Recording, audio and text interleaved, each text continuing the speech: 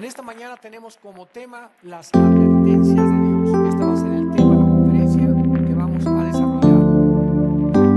Isaías se encontraba sirviendo bajo el rey Usías. Y en aquel tiempo había un grande y poderoso imperio llamado el imperio Asiria. Y este imperio de Asiria estaba tratando de unificar a todas las naciones de alrededor. Nunca se ha perdido este énfasis político de tratar de abarcar a más naciones alrededor, porque es la ambición humana de poder gobernar muchas naciones. El imperio asirio quería tratar de subyugar a Israel.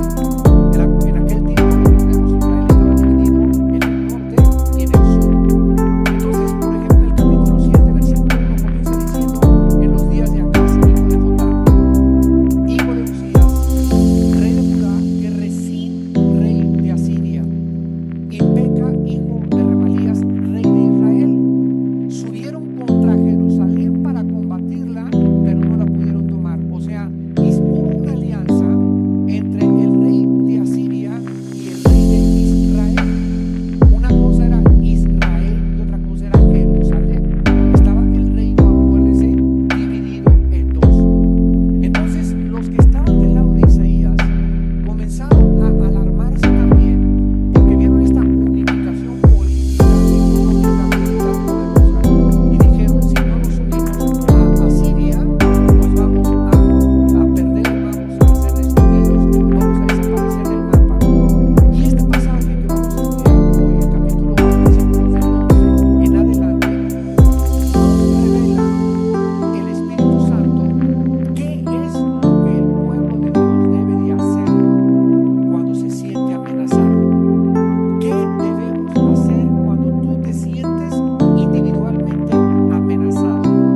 Ya sea por alguien particular que te quiera matar, o te quiera robar o quitar a tus hijos, ya sea como familia que se sientan amenazados porque ya los Pompidio y los Richelieu ya no te hablan, porque ya ustedes son cristianos, y al ser cristianos tú estás comenzando ya a marcar una línea divisoria entre otras familias, amenazados en la escuela, tus hijos los amenazan que si no hacen Halloween o si no están haciendo drogas los van a correr.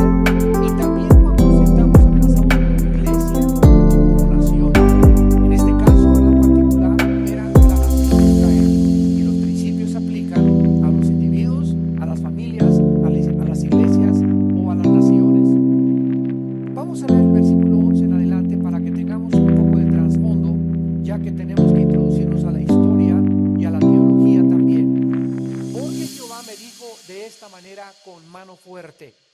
Isaías 8. En esta mañana tenemos como tema las advertencias de Dios. Este va a ser el tema de la conferencia que vamos a desarrollar. Isaías se encontraba sirviendo bajo el rey Usías. Y en aquel tiempo había un grande y poderoso imperio llamado el imperio Asiria. Y este imperio de Asiria estaba tratando de unificar a todas las naciones de alrededor. Nunca se ha perdido este énfasis político de tratar de abarcar a más naciones alrededor, porque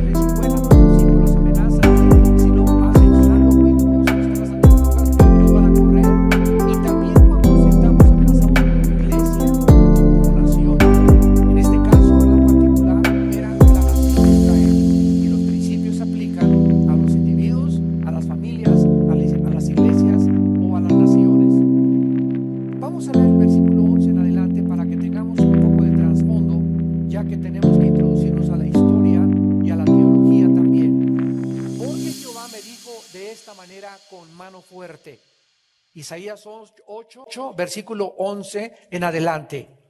Y me enseñó que no caminara por el camino de este pueblo. Esta es la primera advertencia, que Isaías no siguiera el camino de los pueblos alrededor. Versículo 11, que no llame conspiración a las cosas que este pueblo llama conspiración, ni teman lo que ellos temen, ni tenga miedo. En segundo lugar, que nunca, jamás debamos nosotros sentirnos amenazados con el temor. No importa la amenaza que tú tengas, individual, familiar, como iglesia o como nación, recordemos algo, Dios está sentado en su trono. Versículo 13, a Jehová de los ejércitos, a Él santificad, sea Él vuestro temor y Él sea vuestro miedo. Entonces Él será por santuario, pero a las dos casas de Israel por piedra para tropezar y por tropezadero para caer, por lazo y por red al morador de Jerusalén. Versículo 16, ata el testimonio, sella la ley entre mis discípulos. Esperaré pues a Jehová, el cual escondió su rostro de la casa de Jacob, y en Él confiaré. He aquí yo y los hijos que me dio Jehová, somos por señales y presagios en Israel, de parte de Jehová de los ejércitos, que mora en el monte de Sión. Y si os dijeren, pregúntenles a los encantadores, a los adivinos, que susurran hablando, respóndanles, ¿no consultará el pueblo a su Dios? ¿Consultará a los muertos por los vivos? A la ley y al testimonio. Si no dijeren conforme a esto, es porque no les ha amanecido, y pasarán por la tierra fatigados y hambrientos. Y acontecerá que teniendo hambre se enojarán y maldecirán a su rey y a su Dios, levantando el rostro en alto. Y mirarán la tierra, he aquí tribulación y tinieblas, oscuridad y angustia, y serán sumidos en las tinieblas. Cuando los enemigos nos amenazan, cuando sientas que en tu vida tienes hasta pesadillas y hasta te quita el sueño, cuando comienza la angustia a ser presa de nosotros, la solución y el remedio de Dios, tanto en aquellos tiempos como en nuestros tiempos, es la santificación. Continuamente ustedes, al estudiar el Antiguo Testamento, van a descubrir que cada vez que Dios iba a hacer algo con Israel, les daba la orden a Moisés, a Josué, a los jueces, y les decía, santifíquense. ¿Recuerdan? Dile al pueblo que se santifique. ¿Qué significa esto? Bueno, la palabra santificar viene de santo, de donde viene la palabra hebrea kadosh, kadosh, y la palabra griega agios, con H, y significa separarse, ponerse aparte, hacerse a un lado, limpiarse o purificarse. Entonces, cada vez que Dios les iba a decir a Israel, vamos a cruzar el río Jordán, santifíquense. Voy a hacer entre ustedes una maravilla y te voy a salvar de tu suegro, te voy a salvar de tu ex esposo, te voy a salvar a tus hijos. Si tú quieres que yo actúe en tu vida, y si tú quieres ver que tus enemigos no se pueden acercar a tu vida, límpiate. Limpia tu vida, purifica tu vida moralmente. Yo no puedo actuar, dice el Señor, en las tinieblas. Nosotros estamos viviendo en una dimensión que se llama la dimensión de la luz. Y el momento en que nuestra vida se ensucia por el pecado, salimos disparados a la dimensión de las tinieblas. Y en la dimensión de las tinieblas hay ignorancia, hay pérdida de la brújula, hay tinieblas, y ahí es donde opera el príncipe de las tinieblas llamado Satanás. Mientras estemos en las tinieblas y estemos siendo amenazados y tú estás en tinieblas, Dios no puede actuar. Tienes que regresar otra vez a la dimensión de la luz. ¿Qué es lo que tengo que hacer si tengo en pecado o caí en pecado para que yo pueda otra vez regresar bajo la protección de Dios, el que habita al abrigo del Altísimo, el que está bajo la luz, morará bajo la protección de Dios? Necesito, cuando estoy yo aquí en tinieblas, confesar mi pecado. Señor, he pecado. He hecho lo malo delante de tus ojos. Anoche manoseé a mi novia. No he pagado hace 3 meses esta deuda. En mi casa metí hace una semana películas pornográficas. Tengo en mi mente una mujer que no es mi esposa, etcétera, etcétera. Cuando tú hagas eso, cuando saques de tu vida ese pecado y te vuelvas a Dios, no solamente ya no quiero seguir haciendo esto, sino regresar y volverte a Dios. Dios nos está esperando. Y no para castigarnos, sino para abrazarnos otra vez y decirnos, no te vuelvas a soltar de mí. Aquí es conmigo donde tú vas a tener paz. Aquí es conmigo donde tú vas a tener seguridad. Aquí es conmigo donde vas a tener protección, porque el ángel de Jehová acampa alrededor de los que le temen y los defiende. Entonces, siempre que nosotros nos sintamos amenazados, no le digas a Dios, Señor, cuida a mis hijitos, mi esposo este y el otro, y tu vida está en pecado. Porque Dios no es el genio de la lámpara de Aladino, para que cuando tengas una necesidad, pues ya apareció Dios y te va a ayudar. Él ayuda a aquellos que temen su nombre, aquellos que caminan en limpieza y en pureza sexual.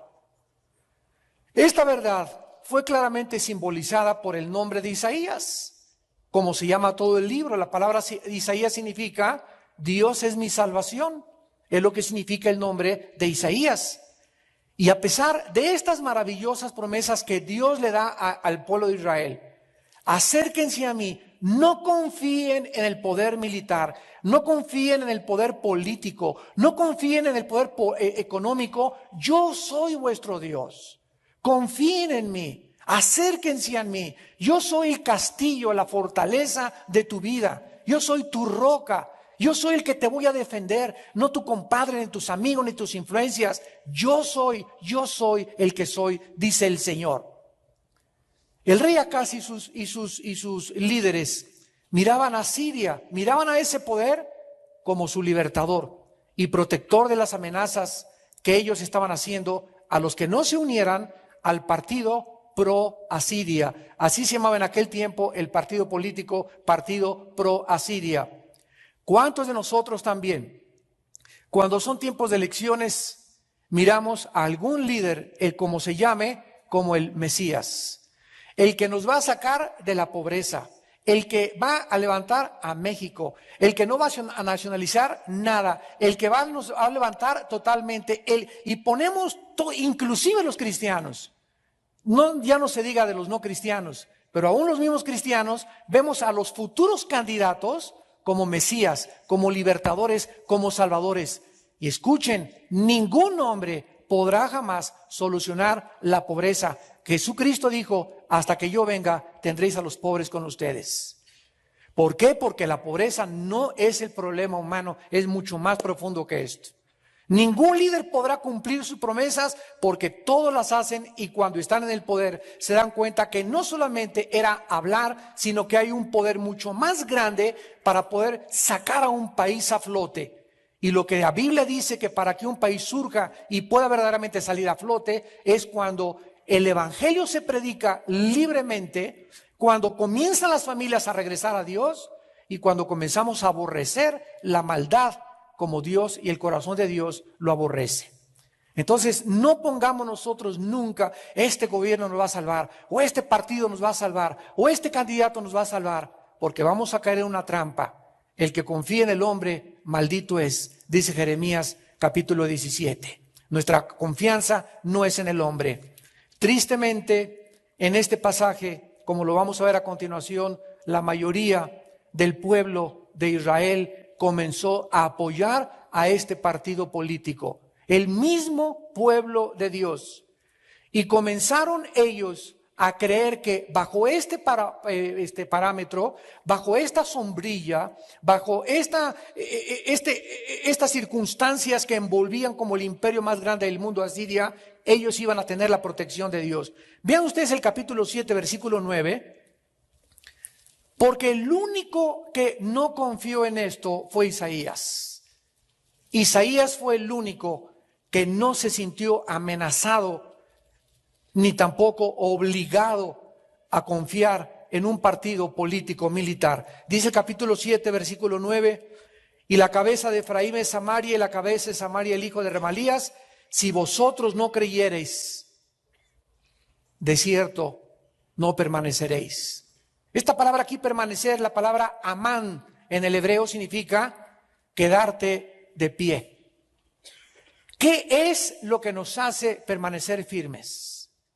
¿Qué es lo que nos hace cuando vienen los vientos y los ríos y las aguas y las amenazas y los bombardeos filosóficos y los ataques morales? ¿Qué es lo que nos hace que no nos caigamos? La fe. La fe, la confianza en las promesas de Dios.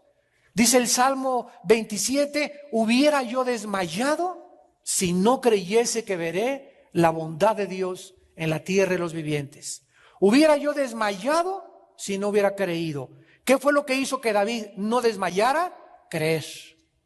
Si no hubiera creído, el momento en que dejamos de creer, desmayamos, nos desanimamos, nos vamos al suelo, somos destruidos. Comenzamos a sufrir tinieblas, un espíritu de tormento se apodera de nosotros, un espíritu de desesperación, de desesperanza. Comenzamos a ya no ver la luz, comenzamos todo a verlo oscuro, porque por la fe estamos firmes.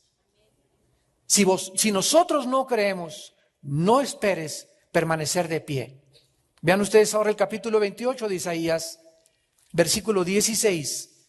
En todos estos versículos, Isaías tenía el mismo pensamiento de Dios. Isaías 28, versículo 16. Por tanto, Jehová el Señor dice así: he aquí yo he puesto en Sión por fundamento una piedra probada, angular, preciosa, de cimiento estable. Esta es una profecía del Mesías, pero vean la última parte: el que creyere, no se apresure. En la primera parte es, tú no puedes permanecer de pie si no sigues creyendo.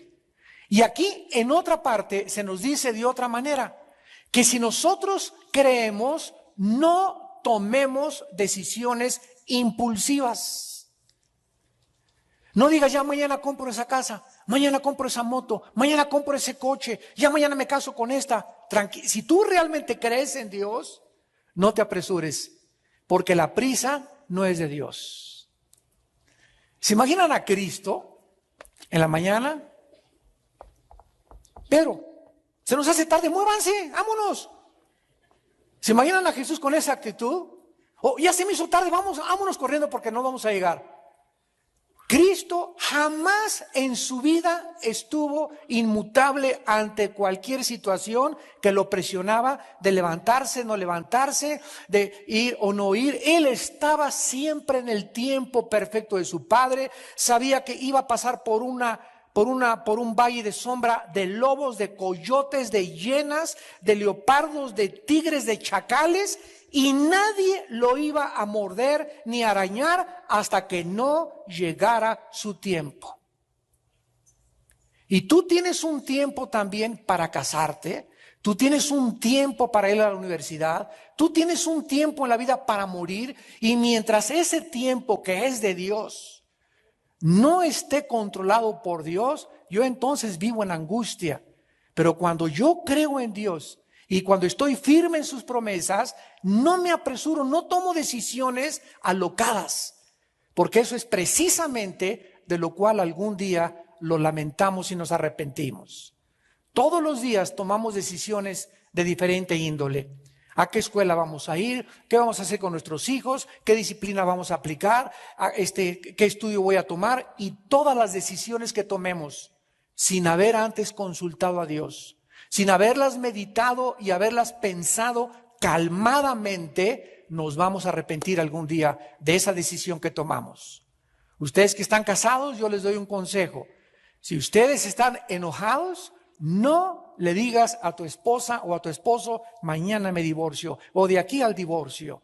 Salte de tu casa y vete a correr unos 4 kilómetros alrededor de la cuadra, o vete ahí a algún campo deportivo, y ya que te aplaques, ya que estés tranquilo, ya que estés sereno, ya que no estés ofuscado, puedes pensar mejor y tomar una decisión. Nunca tomen decisiones enojados, bajo la pasión de la ira, del enojo, porque vamos a arrepentirnos de esa decisión que tomamos.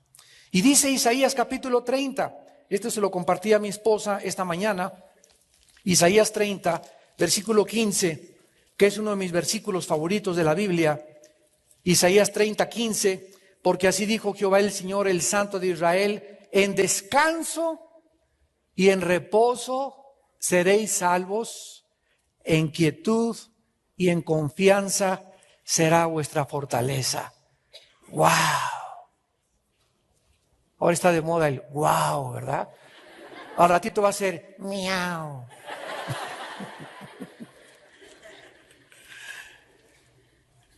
En este versículo se encuentra lo que éramos antes, o sea, cómo nos convertimos, sígame con cuidado, y nos dice en este versículo lo que debe ser nuestra conducta ya convertidos.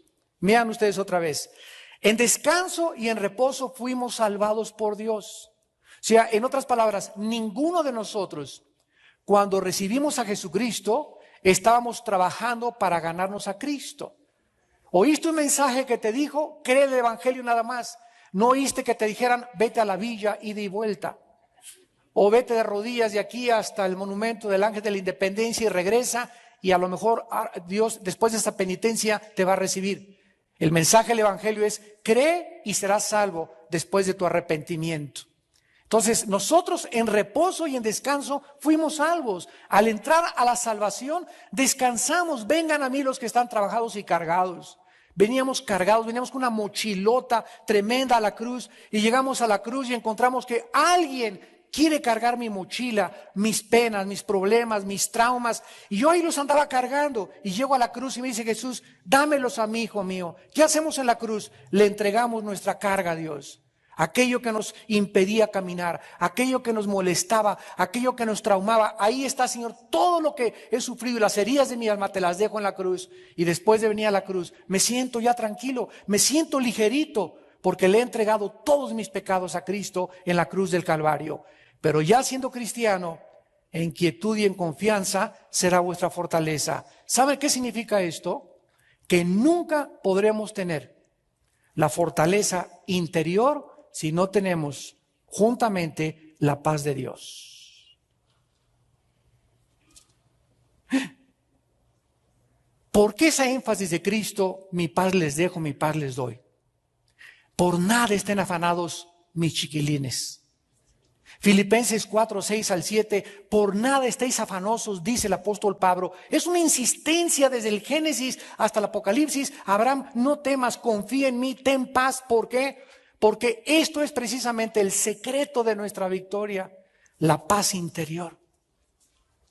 Si yo tengo muchos problemas y quién no los tiene alrededor, pero por dentro estoy agitado y estoy ansioso y de pilón me echo todavía 2 tazas de café, voy a parecer como brincolín, ¿verdad? Como Pepita en comal. Entonces no espere yo en estas circunstancias oír la voz del Espíritu Santo, porque para que el Espíritu Santo pueda tener contacto y comunicación conmigo y yo esté sintonizando la voz del Espíritu Santo, yo necesito estar en el cuadrante del Espíritu Santo, que es el cuadrante, no de la charrita del cuadrante, es la paz. Hasta que Dios ve que aquí adentro, dentro de mi vida, dentro de tu vida, estás en tranquilo y ya te tranquilizaste, Padre, tú sabes que mi hijo, mi hija, Señor, este problema, cálmate, tranquilo, sereno, comienza a alabar a Dios, relájate, Padre Santo, tengo que recordar, tú estás al control de mi vida, nada va yo no tengo los hilos de nadie, de la vida de nadie, yo no puedo controlar las circunstancias de México, ni del petróleo, ni de la economía de mi trabajo. Padre, yo me hinco delante de ti y descanso en ti. Y en esa quietud, y en esa confianza que estás demostrando al estarte quieto, comenzarás a fortalecerte. Y esa fortaleza la necesitamos para vivir. Porque si no tenemos esa fortaleza para vivir, cualquier problema que se nos venga encima nos va a derribar. En quietud y en confianza es nuestra fortaleza. Miren ustedes ahí mismo en Isaías 30, el versículo 7. Ciertamente Egipto en vano e inútilmente dará ayuda. Por tanto yo le di voces, escucha, que su fortaleza sería estarse quietos. Otra vez. No tengas temor de las noticias que estás recibiendo ahorita. Mi esposo me dijo que mañana lunes, hermano, voy con los abogados a llevarse a mi casa, me van a embargar mi casa, etcétera, etcétera. En lugar de que te desesperes y de que dejes que la ansiedad del mundo entre a tu corazón, es precisamente en tu confianza en Dios donde vas a tener la fortaleza de enfrentar los problemas de la vida. Y Dios te va a dar sabiduría, y Dios va a hacer un milagro, y si te quitaron la casa, Dios te va a dar otra mucho mejor. Y si te quitaron tus hijos, por cuanto en mí has confiado, Salmo 91, yo también te levantaré, recobraré a tus hijos y los traeré otra vez contigo, porque yo soy tu Dios que te sostengo y te dice, no tengas miedo.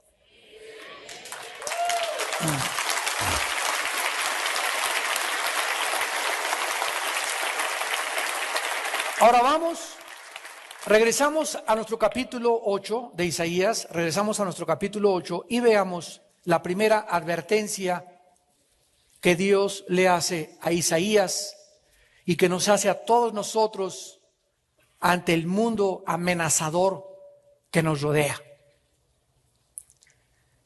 Encontramos la primera advertencia en el versículo 11, porque Jehová me dijo de esta manera, con mano fuerte, y me enseñó que no caminara por el camino de este pueblo, que no caminara por el camino de este pueblo. En primer lugar, la primera advertencia que Dios nos hace es que si queremos ser protegidos por Él, no andemos ni nos juntemos ni tengamos como amigos íntimos a los pecadores.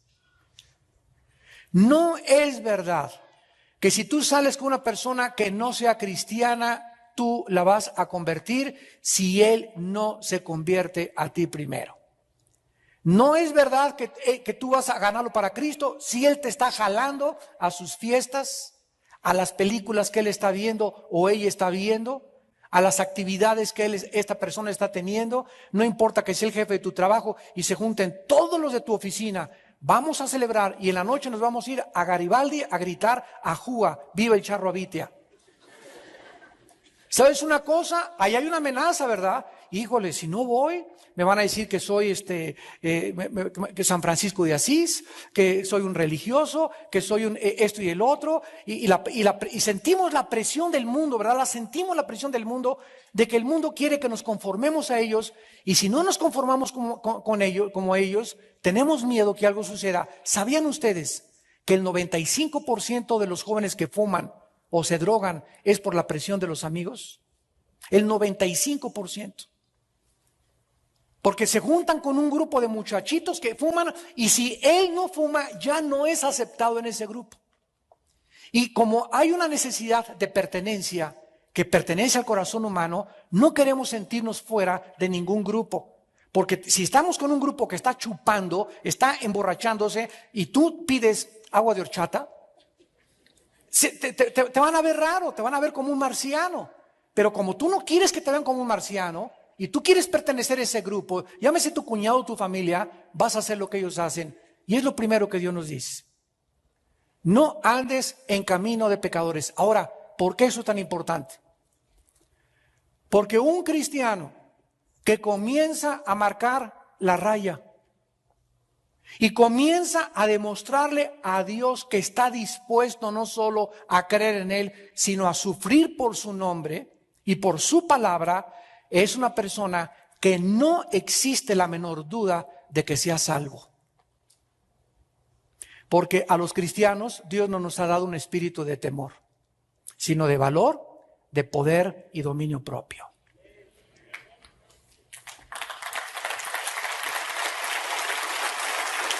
Esta es, se podría decir, la primera prueba del mundo a la que un cristiano verdadero se enfrenta. ¿Por qué permite Dios esa presión? Porque nunca el carácter se manifiesta más que a través de la presión. ¿Quieres saber de qué está hecho una persona? Ponle presión en su vida. O que se sienta amenazado por algo. Y ahí bajo esa presión, esa persona va a manifestar realmente de qué está hecho interiormente. El carácter es algo que Dios está desarrollando a través de las circunstancias externas interiormente en nuestra vida. La personalidad es la parte externa del ser humano, la que tú manifiestas, jijiji, jojojo, y así, y ves así, y otros aquí, y esa es la parte por afuera. Y toda esta parte por afuera es engañosa, porque muy poca gente es lo que son realmente en su corazón. Siempre ponen una máscara o una cara que no tienen en verdad. Y el carácter, que es el que Dios está desarrollando dentro de nosotros, es el que da verdaderamente la forma a la personalidad de afuera.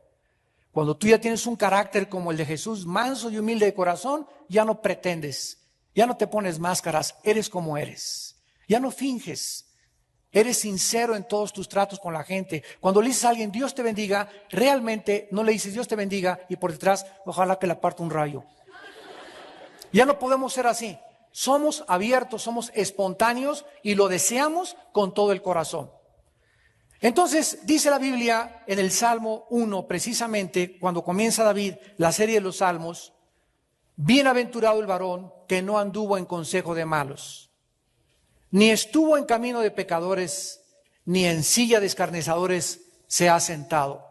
Vean ustedes cómo es gradual la caída del ser humano. Comienzas andando, después andas estando y terminas sentado con ellos.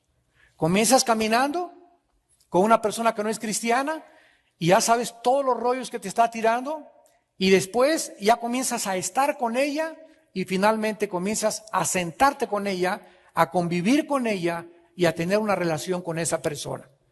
Dichoso, dice la persona, dice la Biblia, que es la palabra ashar en el hebreo. Ashar, dichoso, bienaventurado, feliz. ¿Dónde se encuentra la felicidad? Separado del mundo. ¿Quieres ser feliz de veras? No andes con pecadores. Hermano, pero estamos en un mundo donde no me puedo ir a un convento. Ok, no hay ningún problema. A Cristo lo atacaron precisamente por eso. Anda con prostitutas y se sienta con pecadores y publicanos a comer. Pero ¿para qué se sentaba a comer Cristo con ellos? ¿Para cantar las canciones del Charro Vita con ellos? ¿Para oír los chistes de qué nos pasa? Que pervierten la familia y pervierten al ser humano. ¿Para oír los chistes de la televisión que te envenenan y que te contaminan? Cristo se sentaba con ellos para jalarlos y sacarlos de ahí. Y si tú te vas a sentar con la secretaria, con un amigo, con el jefe de trabajo a comer lo que sea, te vas a sentar y pues vas a hablarle de Cristo y vas a tratar de ganar su alma para Cristo. Y si esa persona te dice, ya no quiero que me hables de tu Dios, ahí se acabó. Ya no puedes tú seguir con esa persona, porque si voy a seguir con esa persona es para hablar del Señor, para jalarlo y no que Él me jale a mí otra vez de donde Dios nos sacó a todos. Aparentemente existía pues el peligro, regresamos a Isaías 8, de que el partido asirio intentara convencer a Isaías del razonamiento de su proposición. Sin duda alguna, repetimos, era el imperio más fuerte del mundo en aquella época, y si Israel formaba una alianza con Asiria, ellos creían que se aseguraban su protección, se aseguraban contra las naciones enemigas. Y los líderes y el pueblo comenzaron a abandonar a Dios. Y por eso Dios le llama a Isaías y le hace estas tres advertencias. En segundo lugar, la segunda advertencia que Dios hace, dice en el versículo 12 de Isaías 8, no llames conspiración a lo que ellos llaman conspiración, ni tengas miedo a lo que ellos tienen miedo. En segundo lugar, nunca tengamos miedo de las críticas, de las calumnias, de los chismes y de lo que la gente habla contra ti, contra mí, contra mis hijos, contra tu familia, contra nuestra iglesia, contra nuestra nación, contra el que sea. Nunca nosotros oigamos las voces que nos atacan y que nos agreden, porque si tú haces caso de la crítica, de lo que dijeron o de lo que no dijeron, y permites que la crítica entre a tu corazón, te vas a comenzar a desanimar. Vas a comenzar a creer que a lo mejor es verdad. Vas a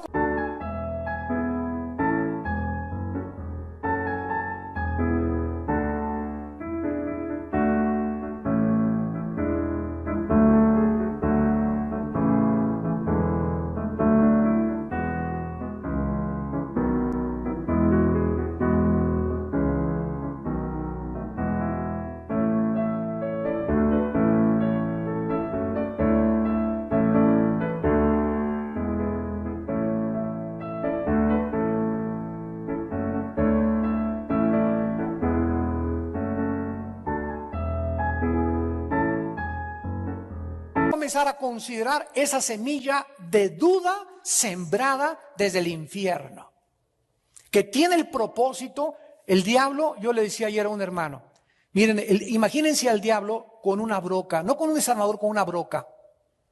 Y el diablo es experto en atormentarnos. Él es el amo en el arte de la tortura mental. Y el diablo le encanta venir así con una broca y hacerte un hoyito, y le encanta ver cómo te sale sangre. A este hermano que yo le compartía esto es porque su ex esposa, cada vez que él la iba a ver, ella le decía: siempre fuiste un impotente, siempre fuiste un bueno para nada. Y ahí está el pobre hermano, no de manso, de menso, oyendo todo lo que, ahí oyendo por teléfono. Y le dije: no vuelvas jamás a oír ninguna palabra, ni de tu ex esposo ni de tu ex esposa. Si te hablan para agredirte, cuélgale el teléfono. No dejes que todo ese cúmulo de tornillo que es el diablo usando esas personas permita entrada a tus tímpanos, a tu oído, a tu alma, porque está tratando el diablo de sangrarte, de torturarte, de quitarte tu paz. No los escuches, no tengas miedo de ellos. Es que me dijeron que me parecía a Santa Claus. Pues qué bueno, que diles que se parecen ellos, ¿verdad? A un cocodrilo, diles que se parecen a otra persona también. Si el diablo viene y te recuerda tu pasado, recuérdale al diablo su futuro.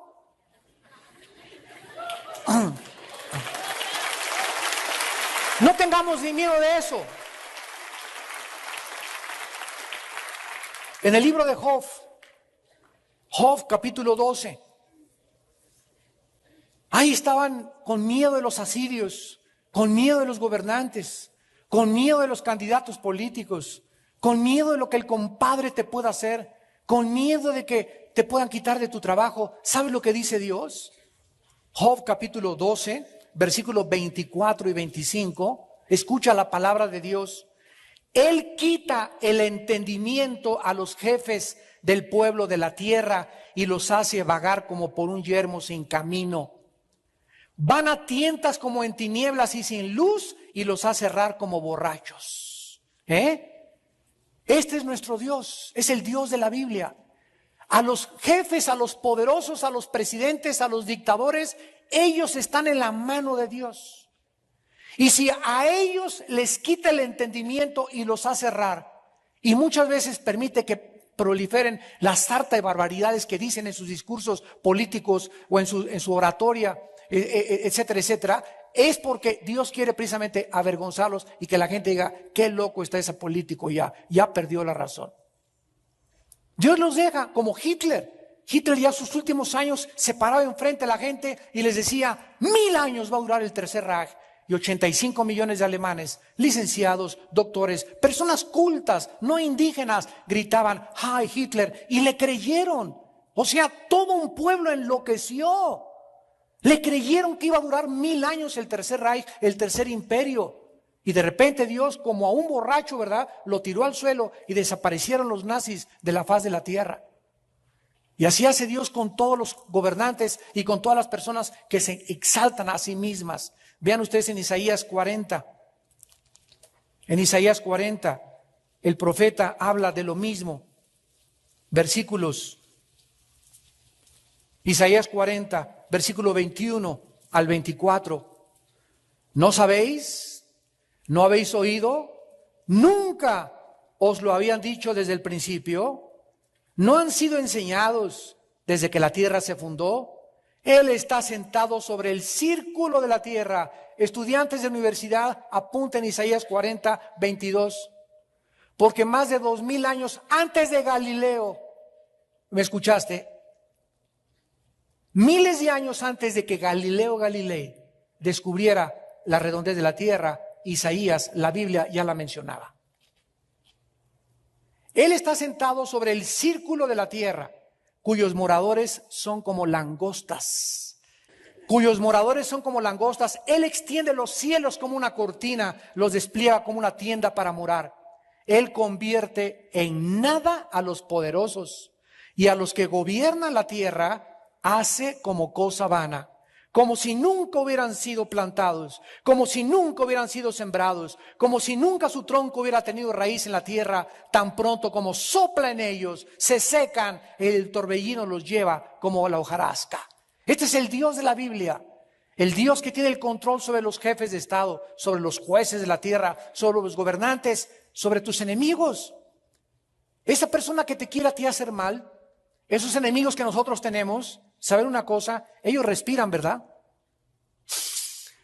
Para poder vivir. Y dice la Biblia en Hechos 17 que en Él somos y nos movemos y existimos.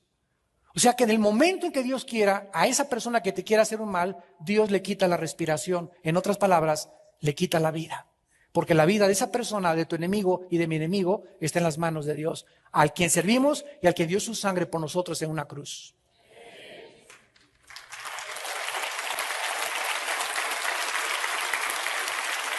Y en tercer lugar, la tercera advertencia es contra la brujería.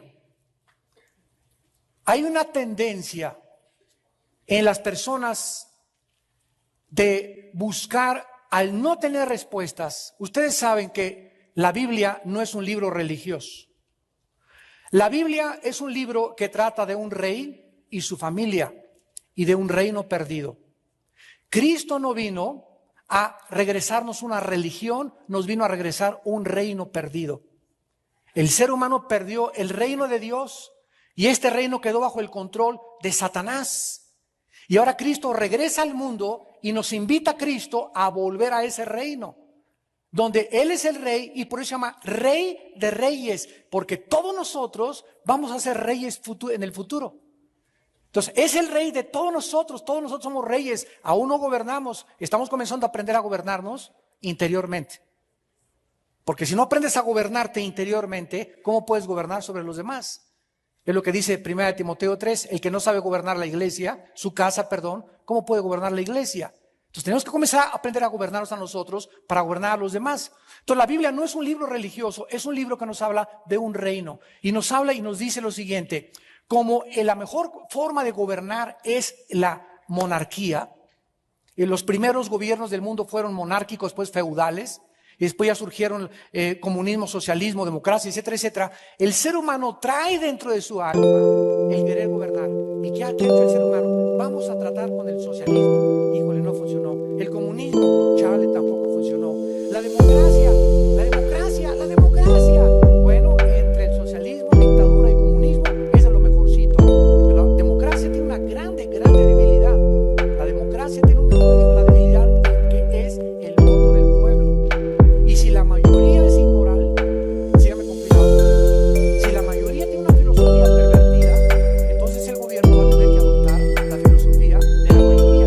Ese es el problema de las democracias. Y entonces estamos tratando de buscar un gobierno que funcione, y lo que más necesita ahorita el mundo es un gobierno que funcione. Por eso hay tantos, ya están regresando al socialismo, al comunismo, porque así van a seguir. No va a haber un gobierno perfecto hasta que Cristo regrese, porque el único gobierno perfecto es la monarquía, cuando Jesús venga y Él gobierne con justicia a las naciones, y no haya entonces ya gobernantes, sino haya reyes en otros universos que vamos a ser nosotros, y la paz venga por primera vez a establecerse en este reino milenial. Y esta es la desesperación del mundo ahorita políticamente, creyendo que la democracia nos va a salvar. Pues es lo mejorcito que hay la democracia, pero tampoco es perfecta la democracia. Todos son defectuosos porque el hombre es defectuoso, porque el hombre nació en pecado y porque donde ponemos las manos la ensuciamos. Miren ustedes, traigo aquí un recorte que dice así: Britney Spears dice ser el anticristo. Esta muchacha, que es el símbolo de la mayor parte de los jovencitas, o era el símbolo de los jovencitas, ¿quién no quería ser como Britney Spears? Bueno, esta muchacha tenía padres cristianos, los tiene todavía. Comenzó a enfrentarse al mundo, lo que Satanás le ofreció a Jesucristo. Britney, te ofrezco todo, pero te vas a quitar la ropa más y más. Primero comenzó más o menos decente, después con movimientos más cadenciosos, y después se comenzó casi a no traer nada de ropa. De ahí Britney, fama, dinero y todo, brincó a otro lado y comenzó a tener relaciones lésbicas. Comenzó a aceptar besarse en la boca con Madonna, con Paris Hilton y con otras artistas. Y después comenzó a tener relaciones bisexuales con mujeres y con hombres al mismo tiempo también. Y después de eso comenzaron ya los demonios a entrar a esta muchacha de una forma tremenda. El ataque es a la mente, y se rapó y se quitó todo el pelo. Y comenzó a gritar en las calles y se salía fuera de su casa y fuera donde la tenían, y la tuvieron. Ahorita se encuentra Britney Spears en un manicomio. Está en un hospital psiquiátrico, y antes de entrar al hospital psiquiátrico gritó: yo soy el anticristo. Vean ustedes hasta dónde el diablo te quiere llevar. Y te ofrece todo, ahorita en viaje todo pagado, si te hincas y le sirves, y después viene a cobrarte la factura, a volverte loca, a volverte loco, a desquiciar tu mente, a de que pierdas la brújula, a que pierdas el instinto natural, a que ya no te importe ni tu esposa, ni tus hijos, nada, solo tus intereses, solo tu gobierno, solo tu poder, solo tu dinero, solo tu influencia. Te conviertes en un dios. Y todos los que se convierten en dioses se comienzan a autodestruir interiormente. Siempre que alguien tiene problemas, recurre a la brujería, creyendo que tal vez el brujo, la lectura de la mano, la lectura del café, el café turco, la consulta con los mediums te puede ayudar. Vean ustedes en Isaías 8, versículo 19, lo que Dios le dice a Isaías que le diga al pueblo.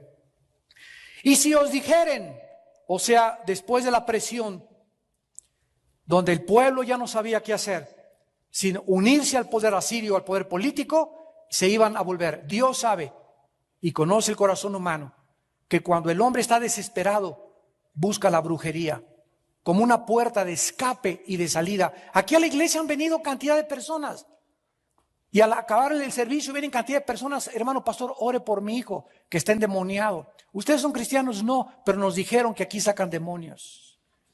Y andan de iglesia en iglesia buscando. Primero fueron de brujo en brujo, y después vienen de iglesia en iglesia a que les saquen lo que los brujos les metieron. ¿Y cuánta gente cree todavía? Se dicen cristianos, les falla algo y dicen: a lo mejor el diablo no me falla. Cuídate con eso, porque mira la advertencia que hace Dios. Si os dijeren, preguntad a los encantadores y a los adivinos que susurran hablando, respóndele: ¿no consultará el pueblo a su Dios? ¿Consultará a los muertos por los vivos? En otras palabras, ¿cómo pueden los muertos revelarnos el futuro a los vivos si están muertos? ¿Qué cosa más ilógica ir a preguntarle a una persona? Es que el espíritu de Cuauhtémoc lo traía mi abuelita, hermano, y el medium me dijo que se va a comunicar con el espíritu de mi tío, y va a hacer una sesión de espiritismo, y me va a hablar mi tío, y crees que es tu tío el que te está hablando, y dice en 1 Timoteo 4:1, son espíritus.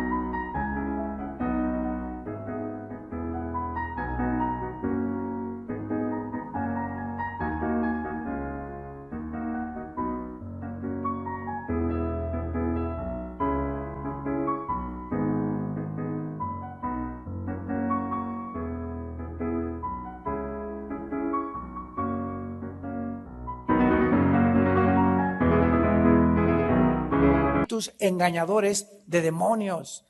No hay ningún alma humana, ni ningún espíritu humano pululando en los aires. Ni el de Santa Gertrudis, ni el de Juan Diego, menos el de Juan Diego, ni el de Rita de Casia, ni del Papa, ni de nadie. Cuando los seres humanos nos morimos, dice la Biblia que descendemos unos al centro de la tierra y otros a la presencia de Dios. Ninguno está en el aire. El aire está controlado por Satanás y sus demonios. Así que si tú te mueres o se murió Santa Gertrudis o tu tía Catarina, se va al infierno o se va a la presencia de Dios a esperar el juicio de Dios. No hay ninguna alma en pena y son demonios que quieren engañarnos haciéndonos creer que los muertos todavía se comunican con nosotros. ¿No han notado ustedes en los últimos 10 años que el 80% de las películas ya son de terror? De apariciones, de que abres la ventana y se aparece ahí un fantasma vestido así transparente y que suena la puerta y cruje y ahí está alguien escondido, y todo esto es con el propósito de llevar a la gente a la brujería. ¿Qué más que Harry Potter? Harry Potter, la novela de los siglos, el libro que induce a los niños a la brujería blanca, a la magia blanca, y les hace creer que hay brujos buenos y hay brujos malos. Y los engaña a través de una novela y una película aparentemente inocente, que no se puede discernir más que con el Espíritu Santo que tienes tú y que tengo yo en nuestro corazón. La Biblia nos previene acerca de esto y dice en Isaías 44 más adelante que el pueblo de Israel, así es, comenzó a consultar a los brujos, a las brujas, a Walter Mercado y familia. Dice Isaías 44 del 6 al 8. No teman ni se amedrenten, no te lo hice oír desde la antigüedad y te lo dije, luego ustedes son mis testigos, no hay Dios sino yo, no hay fuerte, no conozco ninguno. Y en Isaías 47, del 12 al 13, estate ahora en tus encantamientos y en la multitud de tus hechizos, en los cuales te fatigaste desde tu juventud. Quizá podrás mejorarte, quizá te fortalecerás. Te has fatigado en tus muchos consejos. Comparezcan ahora y te defiendan los contempladores de los cielos, los que observan las estrellas, los que cuentan los meses para pronosticar lo que vendrá sobre ti. ¿Qué hicieron los judíos? Se volvieron a los horóscopos, a los tatarabuelos de Walter Mercado. Voy a consultar ahora a Sagitario. Hoy puedo salir porque dice que no va a llover y me voy a encontrar una persona vestida de azul. Es que tú que eres Géminis, yo soy Virgo, no nos llevamos. Y comienzan muchos cristianos, inclusive traen colgando el signo del zodíaco. Y de acuerdo a la Biblia, la astrología pertenece a la dimensión del oculto, de la brujería. Dios condena la astrología, no la astronomía, que es otra cosa. La astrología de creer que los astros tienen influencia. Imagínense, la luna y Neptuno, que no tienen vida, están dirigiendo mi vida. Más estupidez no se puede comprender en el ser humano. Pero así somos. Y no solamente eso, agarramos un tronco, y el tronco que no tiene vida, y le hacemos la forma de Juan Diego. Y después, ante lo que nosotros hicimos, nos hincamos. Juan Diego, te pido por mi abuelita. Y yo hice ese pedazo de santo que no tiene vida, no tiene ojos, no tiene oídos, no tiene espíritu. Y nos llamamos inteligentes, y nos llamamos razonables, y nos llamamos científicos. Por eso la Biblia considera el ateísmo como la mayor irracionalidad y depravación a la que la mente y el intelecto humano ha llegado. Dice el Salmo 14:1, el necio dice en su corazón, no hay Dios. Finalmente, ante esta advertencia, Isaías, regresamos al capítulo 8, les advierte y les dice el versículo 21 y 22. El mundo del ocultismo te va a llevar a la desesperación y a la desesperanza y finalmente al juicio de Dios. Si continuaban en su rebelión contra Dios, Asiria, ese imperio en el cual ellos querían confiar, los iba a venir y se cumplió. se los iba a venir a llevar cautivos y los iba a convertir en esclavos. Tú te conviertes en esclavo de aquel a quien tú pones tu confianza. Si pones tu confianza en los ídolos, te conviertes como un ídolo mudo, tonto y menso. Si pones tu confianza en un político, te haces como ese político. Los que pusieron su confianza en Hitler se hicieron nazis. En Mussolini se hicieron fascistas. En Marx se hicieron comunistas. En aquello en lo que tú pones tu confianza es en lo que tú te conviertes. Pero cuando tú tienes a Jesucristo como tu modelo, aquel que dijo, sean mansos y humildes de corazón, yo no vine a que me sirvieran, sino a servirlos, y a darnos ese ejemplo de consagración total a Dios, te haces como Jesucristo, manso y humilde de corazón. Y seguimos a aquel que nos lleva al camino, a la verdad y a la vida. Y sabes una cosa, en esta mañana, ustedes que nos ven por la televisión, se trata simplemente de creer o no creer. ¿Quieres creerle a Sigmund Freud? Hazte como Freud, psicólogo, y acabarás más loco que un chivo. ¿Quieres creer a Marx? ¿Le quieres creer al Dalai Lama? Créele al Dalai Lama. ¿Le quieres creer a Buda? Créele a Buda. ¿Le quieres creer a Ron Hubbard, el de la Dianética? Créele a él. Dios nos pone la opción para que creamos al que nosotros querramos creer. Pero tenemos la opción también y nos presenta a Jesucristo. Y el mundo sigue diciendo a Barrabás. A él crucifícale, prefiero a Barrabás. ¿Será esa tu elección en esta mañana? ¿Seguirás escogiendo a Barrabás o al Hijo de Dios que dio su vida por ti en una cruz? Dice el versículo 21, pasarán por la tierra fatigados y hambrientos, y acontecerá que teniendo hambre se enojarán y maldecirán a su rey, levantarán el rostro en alto. Así van a acabar muchos, ojalá que no sean muchos de los que nos están escuchando.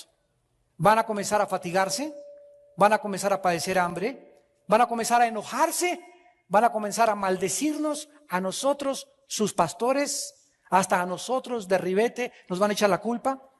Y después van a maldecir a Dios. Y finalmente dice la Biblia, el versículo 22, y mirarán la tierra, tribulación, tinieblas, oscuridad y angustia. Se van a desilusionar tanto que van a maldecir a los gobiernos, porque ningún gobierno es perfecto. Van a maldecir a los pastores, van a maldecir a Dios. Van a ser envueltos en un espíritu de desesperación y de falta de esperanza y de miseria. Y finalmente serán arrojados en las tinieblas. Estas tres advertencias Dios nos hace, Dios, en esta mañana, para que nosotros no confiemos en la carne, sino en aquel que es nuestra roca, nuestro castillo, nuestra fortaleza, nuestro pronto auxilio en todas las tribulaciones. Su nombre es Jehová de los ejércitos. Padre, gracias por tu palabra en esta mañana. Te bendecimos, Señor, por la vida que diste en esa cruz en nuestro lugar. Te damos las gracias porque tus promesas son el sí y el amén. Estas palabras son fieles y verdaderas. Oh Señor, nuestra confianza está en ti, por lo cual no nos apresuramos. Esperamos, Señor, con paciencia y con fe las promesas que en todos nosotros se han de cumplir tarde o temprano. Gracias, Señor, porque tú no puedes negarte a ti mismo. Tú estás intrínsecamente adherido a tu palabra. Tu palabra y tú son lo mismo. Gracias, Señor, por habernos dejado tu palabra, a la cual debemos hacer caso como a una antorcha que alumbra en tantas tinieblas que nos están rodeando. El mundo está poniendo su confianza en los hombres, en los gobiernos, en los artistas, en los escritores, en los noticieros de la televisión. Y nosotros te tenemos a ti, que nos lo has dicho todo con tanta anticipación, para que seamos tus testigos. No hay nadie que pueda saber el futuro más que Dios. No hay Dios más que el Dios de la Biblia, el Dios y Padre de nuestro Señor Jesucristo. En esta tarde, ustedes también, los que nos ven por la televisión, yo los invito a que vengan a la cruz, a que recibas a Cristo como tu Salvador, si aún no lo tienes en tu vida, para que desde hoy en adelante tu confianza sea en Él y seas fortalecido y puedas tener esa quietud que tu alma tanto necesita y que el mundo no te puede dar. Las personas que quieran recibir a Cristo por primera vez en su vida, ahí desde su lugar, díganle estas palabras: Señor, estoy cansado de buscar, de vivir en ansiedad, en inquietud, en angustia en mi alma, en desesperanza, en desánimo, oh Dios, y todo esto porque tú no estás en mi vida. O tal vez si estás en mi vida, me he soltado de la mano de ti. Quiero regresar a ti, Señor. Me arrepiento de mis pecados. Me vuelvo de mis pecados hacia ti, Señor. Vuelvo a mi rostro hacia tu rostro. Alúmbrame, dirígeme en tu luz. Puedo ver la luz. Y entra a mi corazón, Señor Jesucristo. Porque creo que en la cruz pagaste con tu sangre por mis pecados y que a los 3 días resucitaste de los muertos. Te recibo como mi Señor y mi Salvador. En el nombre de Jesús. Amén.